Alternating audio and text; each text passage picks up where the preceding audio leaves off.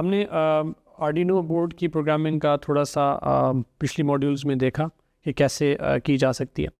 अब हम थोड़ा सा रास्पबेरी पाई को देख लेते हैं कि रास्पबेरी पाई भी एक सिंगल बोर्ड कंप्यूटर है जो कि प्रोटोटाइपिंग के लिए और इंटरनेट ऑफ थिंग्स के अंदर प्रोग्रामिंग के लिए इस्तेमाल होता है फॉर सॉल्यूशंस।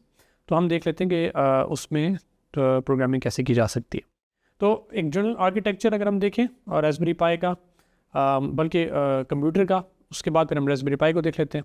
तो कंप्यूटर का जो आर्किटेक्चर है वो ये है कि एक इनपुट डिवाइस होगी, एक सीपीयू होगा, एक आउटपुट डिवाइस होगी और सीपीयू के साथ मेमोरी की कनेक्टिविटी होगी और ये कम्युनिकेशन बस के थ्रू हो रही होती है। अगर एम्बेडेड सिस्टम के आर्किटेक्चर को देखें तो फिर एक रास्पबेरी पाई होगा, उसके साथ सेंसर्स इंटीग्रेटेड होंगे और एक्चुएटर्स होंगे और रास्पबेरी पाई की मेमोरी होगी। अब रास्पबेरी पाई जो है वो सेंसर से डेटा ले रहा होगा और एक्चुएटर्स को आउटपुट दे रहा होगा और एक्चुएटर से कुछ एनवायरनमेंट पे काम अगर उसने करना है, कोई मोटर है, कोई और चीज़ है, एलईडी वगैरह, तो उसको वहाँ से कंट्रोल कर रहा होगा।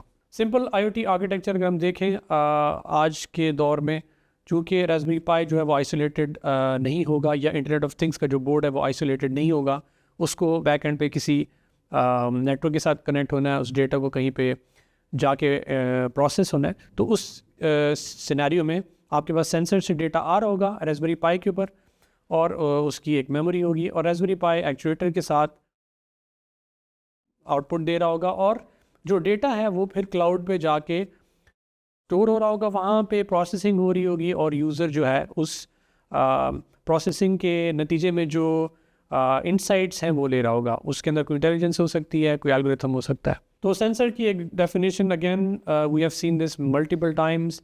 बेसिकली डिटेक्टर होता है जो कि फिज़िकल पैरामीटर को सिग्नल में कन्वर्ट करता है जो कि मेजर किया जा सकता है, फॉर एग्जांपल इस केस में एक रास्पबेरी पाई बोर्ड के साथ। और जो इनपुट पैरामीटर है वो लाइट हो सकती है, टेम्परेचर हो सकता है, ह्यूमिडिटी हो सकती है, प्रेशर हो सकता है एंड सो ऑन।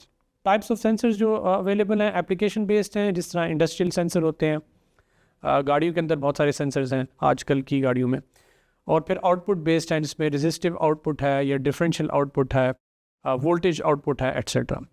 जो पैरामीटर्स हैं जो कि सेंस करते हैं, यानी पैरामीटर सेंसिंग अगर बेस्ड हम कहें सेंसर्स को, तो लाइट, टेम्परेचर वगैरह ये पैरामीटर्स हैं जिनको वो सेंस करते हैं।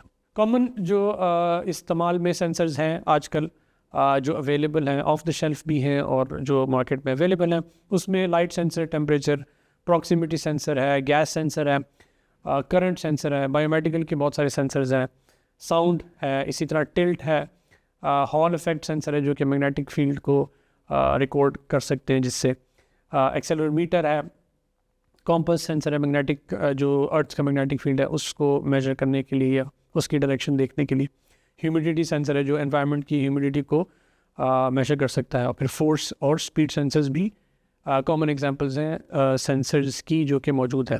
फिर एक्चुएटर्स हैं। एक्चुएटर की डेफिनेशन ये है कि वो एक कंपोनेंट है मशीन का जो कि रिस्पॉन्सिबल है फॉर मूविंग और कंट्रोलिंग मैकेनिज्म और सिस्टम। किसी सिस्टम को वो मूव कर सकता है, कंट्रोल कर सकता है, तो उसके लिए कंट्रोल सिग्नल चाहिए होगा आपको और सोर्स ऑफ एनर्जी चाहिए होगी तो उसको चलाने के लिए कंट्रोल सिग्नल जो है वो रिलेटिवली लो वैल्यू होगी उसकी, यानी कि वो बहुत ज़्यादा पावर कंज्यूमिंग नहीं होना चाहिए उसको, क्योंकि अगर आपने एक्चुएटर चलाना है तो एक्चुएटर को इटसेल्फ जो है वो अपने बोर्ड से आप इतनी सारी पावर नहीं दे सकेंगे।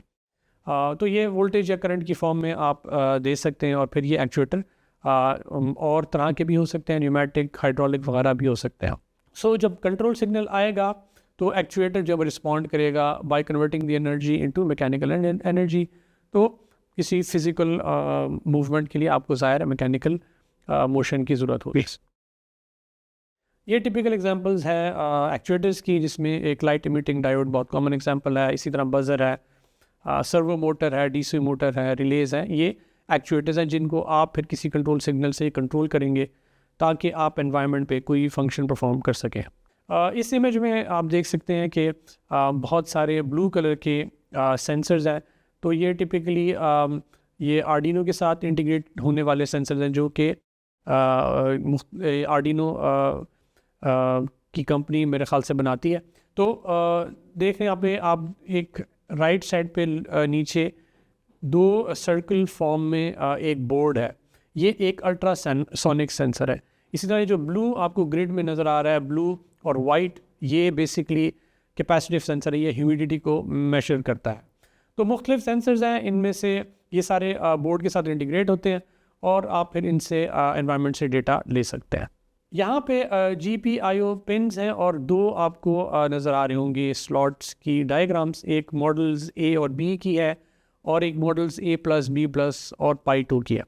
तो GPIO पिन्स जो हैं वो जो रास्पबेरी पाई बोर्ड्स हैं उनके साथ जो पर्टिकुलर बोर्ड्स हैं उनकी कितनी पिन्स हैं वो आपको जो डाटा है मिल जाएगा ऑनलाइन।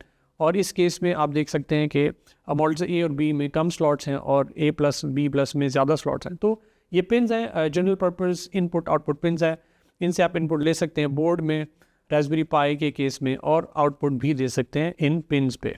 ये भी एक डायग्राम है जो कि पिन आउट डायग्राम है। आप नंबर 1, नंबर 2, नंबर 3 और देख रहे हैं मल्टीपल कलर्स हैं। तो इसकी पिन आउट डायग्राम्स जो है वो दो तरह की नंबरिंग चलेगी, वो मैं अभी आगे चल के आपको बता दूंगा। लेकिन यहाँ पे आप देख सकते हैं कि आपके पास मल्टीपल स्लॉट्स हैं, 40 देख रहे हैं आप स्लॉट्स हैं। और फिर GPIO पिन्स जो है इसमें 25 बल्कि 26 तक जा रही है। तो जनरल पर्पस इनपुट आउटपुट, और आप उससे इनपुट ले लें या आप उस पर कोई आउटपुट दे दें, ये आप कंट्रोल कर सकते हैं अपने कंप्यूटर से, यानी इस केस में रास्पबेरी पाई से। तो रास्पबेरी पाई एक सिंगल बोर्ड कंप्यूटर है जिसकी कैपेबिलिटीज़ एक डेस्कटॉप कंप्यूटर जितनी हैं, और जो प्रोग्राम्स हैं वो स्क्रैच एक लैंग्वेज है उसमें लिखे जा सकते हैं, पाइथन में लिखे जा सकते हैं। और सेवरल जनरेशन्स जो हैं इसकी डेवलप हो चुकी हैं, मार्केट में आ चुकी हैं। जो सबसे लेटेस्ट है वो रास्पबेरी पाई 5 है। इनकी पिन्स को हम प्रोग्राम कर सकते हैं और रियल वर्ल्ड के साथ इसकी इंटरेक्शन कर सकते हैं। So inputs do not have to come from a physical switch, किसी और सेंसर की इनपुट भी हो सकती है। और आउटपुट जो है उससे आप कुछ भी कर सकते हैं, जैसे LED को आपने ऑन ऑफ करना है और जो एक्चुएटर्स हैं उनको आपने कंट्रोल करना है, और आप यहाँ से फिर डेटा भेजेंगे या सिग्नल भेजेंगे आउटपुट पोर्ट पे और वहाँ से फिर कंट्रोल किया जाएगा। और अगर ये रास्पबेरी पाई एक नेटवर्क के ऊपर है तो हम डिवाइसेस को वहाँ से नेटवर्क के थ्रू कम्युनिकेशन करा के कंट्रोल कर सकेंगे। ज़ाहिर है उसके लिए कनेक्टिविटी आपको चाहिए, वाईफाई या कोई भी टेक्नोलॉजी जो कि आप इस्तेमाल कर रहे हैं उस पर्टिकुलर एप्लीकेशन के लिए, उसको इस्तेमाल करते हुए। ये रास्पबेरी पाई बोर्ड्स का एक टेबल है जिसमें मुख्तलिफ रिलीज़ की डेट्स हैं।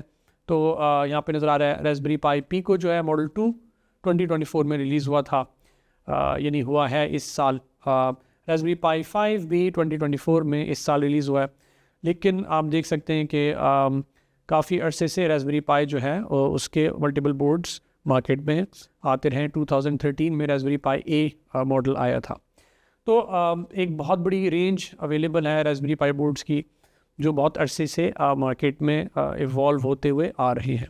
जो ऑपरेटिंग सिस्टम्स हैं रास्पबेरी पाई के, यहाँ पे एक लिंक दिया हुआ है, उसमें raspberrypi.com में ऑपरेटिंग सिस्टम्स मौजूद हैं। मल्टीपल ऑपरेटिंग सिस्टम्स हैं और रास्पबेरी पाई OS भी है। तो आप देख सकते हैं कि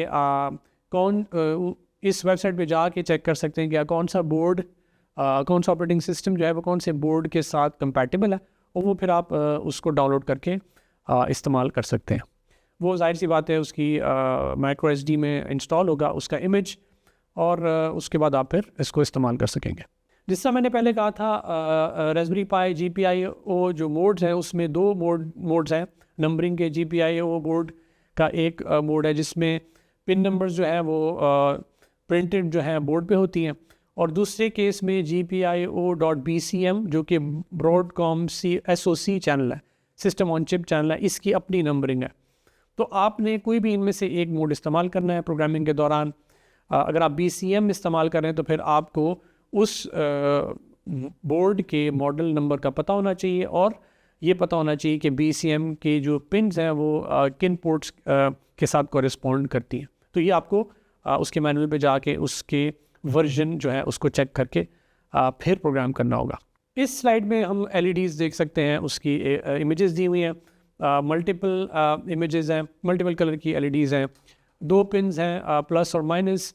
तो हम देखेंगे अगर आप वोल्टेज एक दे रहे हैं तो पॉजिटिव टर्मिनल पे हाई पोटेंशियल वाली साइड जाएगी और वो वोल्टेज हमने देखना है कि अगर वो 5 वोल्ट्स है तो 5 वोल्ट को एलईडी के साथ कनेक्ट करना डायरेक्टली पॉसिबल इसलिए नहीं है कि 5 वोल्ट से जो करंट जनरेट होगा वो हो सकता है एलईडी को डैमेज करे।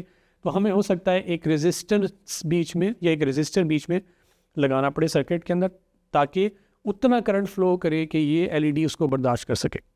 तो एक सिंपल से कनेक्टिविटी के लिए ब्रेडबोर्ड इस्तेमाल होता है और ये ब्रेडबोर्ड की इंटरनल डायग्राम है। इसमें आप देख लें कि ABCD ब्लॉक पार्ट्स हैं और ये A जो है उसमें ब्लू जो है वो एक शॉर्ट सर्किट है हॉरिजॉन्टली और जो ब्लैक हैं B और C में ये वर्टिकली शॉर्ट सर्किटेड हैं। तो आप जो कंपोनेंट्स कनेक्ट करेंगे तो आपने ख्याल रखना है कि आपने शॉर्ट सर्किट में एलईडी को नहीं कनेक्ट करना वरना दोनों टर्मिनल्स एक ही नोड पे कनेक्ट हो रहे होंगे तो फिर वो चलेगा नहीं। तो आपको देखना होगा कि आपने सर्किट को कैसे कनेक्ट करना है। अच्छा, जिससे मैंने मेंशन किया कि हम एलईडी के केस में भी और जब हम रास्पबेरी पाई बोर्ड को कनेक्ट करेंगे तो वहाँ पे इनपुट लेते हुए इस चीज़ का हमने ख्याल करना होगा कि हम उसके अंदर करंट तो नहीं ज़्यादा फ्लो करवा रहे, तो हमने रेजिस्टर उसके अंदर उतना करंट फ्लो करे जितनी की उसकी कैपेसिटी है।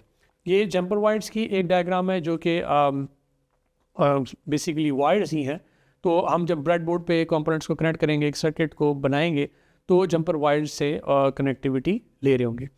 इस डायग्राम में हम देख सकते हैं कि रास्पबेरी पाई के 2 पोर्ट्स आउटपुट पोर्ट से GPIO पोर्ट से हमने सर्किट को कनेक्ट किया है।